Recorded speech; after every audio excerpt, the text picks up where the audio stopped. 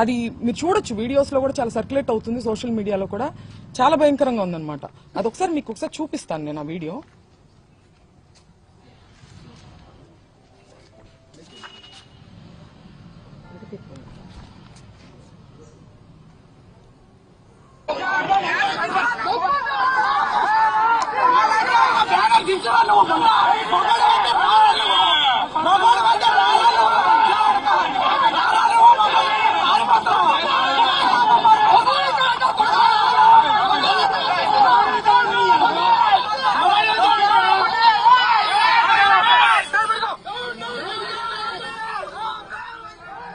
ఈవిడ ఒక మహిళ, ఆవిడ ఉపయోగించిన లాంగ్వేజ్ మీరు చూశారు. రెచ్చగొట్టి కావాలని ఎటువంటి పదజాలాన్ని ఇవాళ వాళ్ళు ఖండిస్తున్నారో అటువంటి పదజాలాన్ని ముందుగా ప్రథమంగా ఆయన మీద ప్రయోగించి ఆయన్ని రెచ్చగొట్టే ప్రయత్నం చేశారు. ఆ రెచ్చగొట్టిన ఆ హీట్ ఆఫ్ ద మూమెంట్ లో ఆయన ఒక రకంగా రియాక్ట్ అవడం జరిగింది. దాన్ని వెంటనే ప్రెస్ మీట్ పెట్టి, ఇంటికి వచ్చిన వెంటనే కూడా ఆయన ప్రెస్ మీట్ పెట్టి నేను అలా అనుండాల్సింది కాదు అని క్లియర్ గా ఆయన చెప్పారు. నేను అన్నది చంద్రబాబు గారిని కాదు, నేను నా మీద దాడికి వచ్చిన వాళ్ళని నేను అన్నాను. ఆయన ప్రజల చేత ఎన్నికవ్వబడినటువంటి సీఎం, ఆయన అనే ఉద్దేశం నాకు లేదు అని ఆయన వెంటనే చెప్పారు. ఇలా చెప్పే దమ్ము ఎవరికుందండి? ఇంతకు ముందు చంద్రబాబు నాయుడు గారు, నేను రాజకీయాలు మాట్లాడాలని కాదు, నేను ప్రత్యక్ష రాజకీయాల్లో లేను, ఈ సందర్భంలో అది ప్రస్తావించాల్సిన అవసరం ఉంది, దానికి ఒక ప్రాముఖ్యత ఉంది. చంద్రబాబు గారు ఒక పబ్లిక్ మీటింగ్ లో మాట్లాడుతూ జగన్ గారిని ఉద్దేశించి ఆయన ఒక మాట అనడం జరిగింది, నీ పుట్టుకే తప్పుడు పుట్టుక అని. ఇది హీట్ ఆఫ్ ద మూమెంట్ లో అన్న మాట కాదండి, చాలా ప్రిపేర్డ్ గా ఒక పబ్లిక్ మీటింగ్ లో ఆయన దీన్ని మాట్లాడారు. దాని గురించి ఆయన ప్రెస్ మీట్ పెట్టి నేను అలా అనుండాల్సింది కాదని ఎప్పుడైనా చెప్పారా? ఇలాంటి ఎగ్జాంపుల్స్ ఇంకా చాలా ఉన్నాయి. కానీ రాంబాబు గారు చెప్పారు, ఆయన అన్నది హీట్ ఆఫ్ ద మూమెంట్ లో, దాన్ని నేను అలా అనుండాల్సింది కాదని ఆయన చెప్పడం జరిగింది. చెప్పిన తరువాత కూడా నేను లీగల్ కాన్సిక్వెన్సెస్ ఫేస్ చేస్తాను, నేను ఎక్కడే ఉంటాను, నేను ఎక్కడికి పారిపోను అని చెప్పిన తర్వాత కూడా ఒక ప్రజాస్వామ్యంలో, ఒక గవర్నెన్స్, ఒక లా అండ్ ఆర్డర్ ఉన్న స్టేట్ లో పోలీసుని పూర్తిగా నిర్వీర్యం చేసి విపరీతమైన దాడులు చేశారు. ఆయన మీద యత్నం చేశారు. కత్తులు, కర్రలు. మా నాన్నగారు ప్రెస్ మీట్ ముగించుకుని ఆఫీస్లోకి వెళ్లారు. ఇది అందరూ చూశారు అక్కడ, పోలీసులు, ప్రెస్ అందరికీ తెలుసు. ఇంట్లో లేడీస్ మాత్రమే ఉన్నామని కూడా తెలుసు. లేడీస్ ఉన్న ఇంట్లోకి మగవారిని మూకుమ్మడిగా పంపి, ఈ సందర్భంలో నేను గల్లా మాధవి గారిని అడుగుతున్నాను, ఇది మీకు ఏ నైతిక విలువ ఉందని చెప్పి మీరు క్షమాపణ కోరుతున్నారు అంబటి రాంబాబు గారి దగ్గర నుంచి? నేను అంబటి రాంబాబు గారి వ్యాఖ్యల్ని నేను సమర్థించట్లేదు, ఆయనే సమర్థించుకోలేదు కదా. హీట్ ఆఫ్ ద మూమెంట్ లో నేను అన్నాను, నేను అలా అనుండాల్సింది కాదని ఆయనే చెప్పారు. మీకే నైతిక విలువ ఉందని చెప్పి మీరు, మీ హస్బెండ్, లేడీస్ మేము ఇక్కడ ఉంటే మీరు తాగి ఉన్నటువంటి మగవారిని మా మీదకి రెచ్చగొట్టి పంపిస్తూ ఇంట్లోకి వెళ్ళమని, వాళ్ళు అద్దాలు మీరు చూడొచ్చు, కారు ఎలా పగలగొట్టారు, అద్దాలు, పైన అద్దాలు, పక్కన తలుపులు అన్ని పగలగొట్టుకుని లోపలికి రావాలని చూసారు. లోపల కేవలం ఆడవారు మాత్రమే ఉన్నాం. నేను, మా మదరు, మా సిస్టరు, మా పిల్లల్ని పెట్టుకుని మేము ఉన్నాం. హోమ్ మినిస్టర్ అనిత గారిని కూడా నేను సూటిగా ప్రశ్నిస్తున్నాను, దీన్ని మీరు సమర్థిస్తారా? మీరు ఆడవారి మర్యాద దెబ్బతిందనే ప్రాసెస్ లో మీరు దాడి చేస్తూ మీరు అటాక్ చేసింది ఆడవాళ్ల మీదనే. ఇది ఏ రకంగా సమంజసం? ఇది ఏ రకంగా న్యాయం?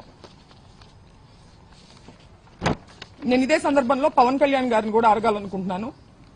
కాపు సామాజిక వర్గంలో నేను పుట్టినందుకు చాలా గర్వపడుతున్నాను. అయితే ఇవాళ మీ బలం చూసుకొని కాపు కులస్తులందరూ ఆళ్ల పట్లే ఉన్నారు అనే ఒక బలాన్ని చూసుకొని ఇవాళ కాపు మహిళలమైన మమ్మల్ని తిడుతూ, కాపు అనే కుల ప్రస్తావనతో పాటు బూతులను జోడించి, లకారాలు జోడించి మమ్మల్ని తిడుతూ స్త్రీలని మా ఇంటి మీద దాడి చేసి ఇవన్నీ పగలగొట్టారు. దీనికి పవన్ కళ్యాణ్ గారి బలము అడ్వాంటేజ్ గా తీసుకున్నారు వాళ్ళు. కాబట్టి పవన్ కళ్యాణ్ గారు బాధ్యత వహించి దీన్ని ఖండించాలి. తల్లులు అందరికీ ఉన్నారండి. రాంబాబు గారు తల్లిని మీరు ఎప్పుడైనా చూడొచ్చు, ఆయన ఎప్పుడు ఒక బార్డర్ క్రాస్ చేసి అసభ్య పదజాలంతో ఏది మాట్లాడరు. మాట్లాడినప్పుడు క్షమాపణ చెప్తారు, లేదంటే నేను అలా ఉండాల్సింది కాదని కూడా చెప్పారు. మీ తల్లిని అన్నది ఎవరు? పవన్ కళ్యాణ్ గారు. తల్లులనే సాంప్రదాయం ఎక్కడుందో మీ మనసుకు తెలుసు. పురంధేశ్వర్ గారు మాట్లాడుతూ చంద్రబాబు నాయుడు గారు తల్లిని అన్నారని చెప్పి ఆవిడ అన్నారు. నేను చూశాను ఆ వీడియో. నేను ఒక మహిళగా అడుగుతున్నాను, చంద్రబాబు నాయుడు గారు జగన్ గారిని మీ పుట్టుకే తప్పుడు పుట్టుక అని అన్నారు. ఇందులో జగన్ గారి తల్లిని అన్నట్టు కాదా? దీని గురించి ఆవిడ అభిప్రాయాన్ని చెప్పాలి. దీన్ని కూడా ఆవిడ ఖండించాలి కదా.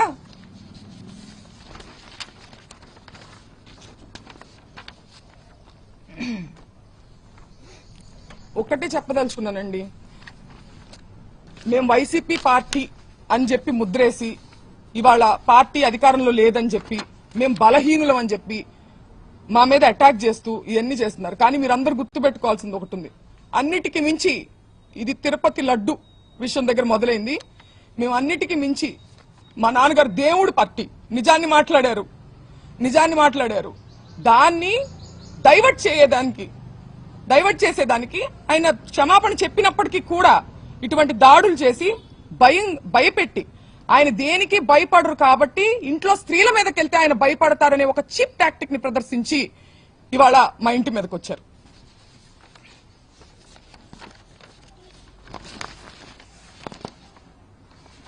నిజంగా వాళ్ళ తల్లిగారిని అన్నారు అనే కోపం ఉందా, లేకపోతే దాని చాటుగా దాన్ని అడ్డు పెట్టుకొని ఆయన వాగ్దాటితో వాళ్ళు చేసేటువంటి తప్పుల్ని ప్రజల్లోకి తీసుకెళ్తున్నారని ఒక కక్ష సాధింపుగా దాన్ని వంక పెట్టుకుని చేసినట్టుగా అనిపిస్తుందండి.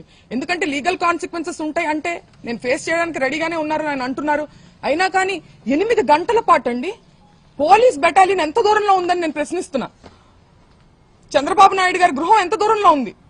8 గంటల పాటు గ్యాపులుగా తాగి వచ్చి ఒక మహిళ అరుణైనా ఆవిడ పేరు గల్లా మాధవి, వీడియో ఇవ్వండి ఒకసారి.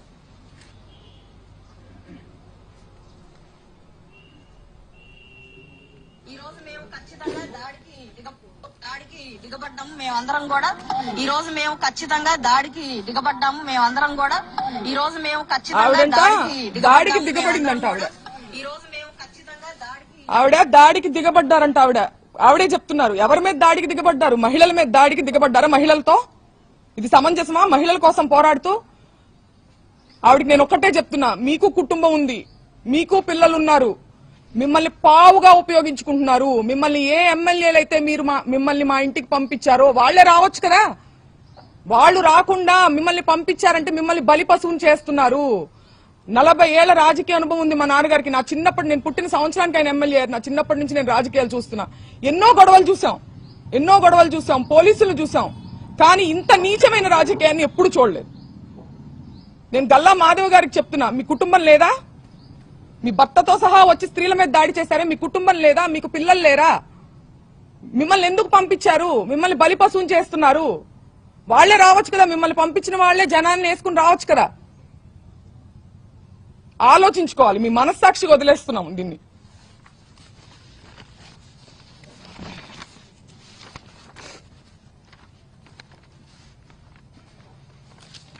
పీకే గారు, పవన్ కళ్యాణ్ గారు చాలా సందర్భాల్లో మహిళల సేఫ్టీ గురించి మాట్లాడడం జరిగింది. మహిళల యొక్క అభివృద్ధి గురించి, సేఫ్టీ గురించి ఆయన మాట్లాడారు. ఇది ఏం సేఫ్టీ అని నేను అడుగుతున్నా ఇవాళ ఆయన. మీ బలం చూసుకుని కాదా,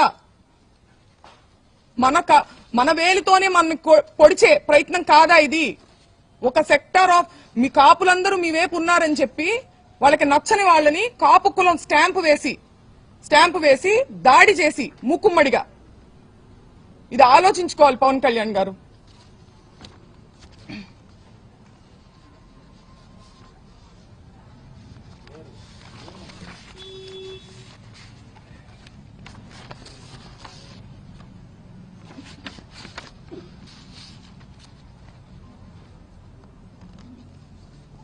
కుటుంబాన్ని టార్గెట్ చేయడం, కుటుంబంలో మహిళల్ని టార్గెట్ చేస్తే అంబటి రాంబాబు గారు భయపడతారు అనుకోవడం. ఆయన దేనికి భయపడట్లేదు. నేను అరెస్టుకు భయపడను, నేను రెడ్ బుక్ కు భయపడను అని ఎందుకన్నారు? ఆ నిజాయితీ ఆయన దగ్గర ఉంది కాబట్టి, ఆయన కరెక్ట్ గా ఉన్నారు అనే నిజాయితీ, ఒక మోరల్ స్ట్రెంగ్త్ ఆయనకు ఉంది కాబట్టి ఆయన కాన్ఫిడెన్స్ చూపించారు. అంతేగాని ఈ రకంగా ఆయన మహిళల మీదకి వస్తే అయితే మేము మహిళల మీద దాడి చేస్తాం, మీ ఇంట్లో మహిళల మీద, అప్పుడు కూడా నువ్వు భయపడవా అని అనడం, ఇది రౌడీజం అవుతుందా? రాజకీయం అవుతుందా? స్టేట్ లో లా అండ్ ఆర్డర్ ఉన్నట్ట? అల్లరి మూకల్ని ఎంకరేజ్ చేసి, పోలీస్ వ్యవస్థను పూర్తిగా నిర్వీర్యం చేసి, దగ్గరుండి వాళ్ళని ఎంకరేజ్ చేస్తూ, స్త్రీల మీదకి ఉసిగొల్పుతూ, బయటుండి ఒక మహిళా ఆధ్వర్యంలో, ఒక మహిళా హోమ్ మినిస్టర్ ఉన్నటువంటి స్టేట్ లో ఇది జరుగుతుంది.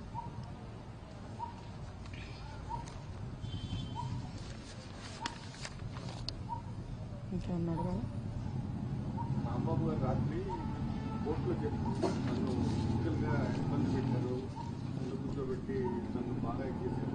అవును, మేము కూడా ఉన్న మాట నిజం. కాకపోతే ముందుగా ఉండి మాట్లాడుతున్నారు, మాకు సరిగ్గా వినిపించలేదు. బట్ మాకు ఎమోషన్ అయితే అర్థమైంది. ఆయన చాలా ఇబ్బంది పడ్డారని, వారిని ఇబ్బంది పెట్టారని చెప్పి అర్థమవుతుంది. అంటే ఏంటంటే ఇప్పుడు మనం ఎంత మేధస్సు, ఎంత చదువు, ఎంత డబ్బు, ఎంత పలుకుబడి సంపాదించినా సరే ఇంకా మేము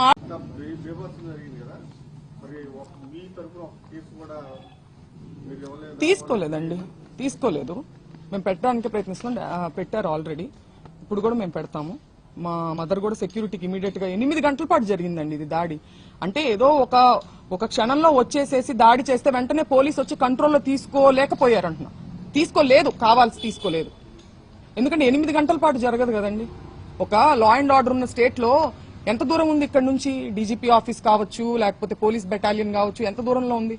వాళ్ళు కంట్రోల్ చేసుకోవాలంటే కంట్రోల్ చేయొచ్చు కదా.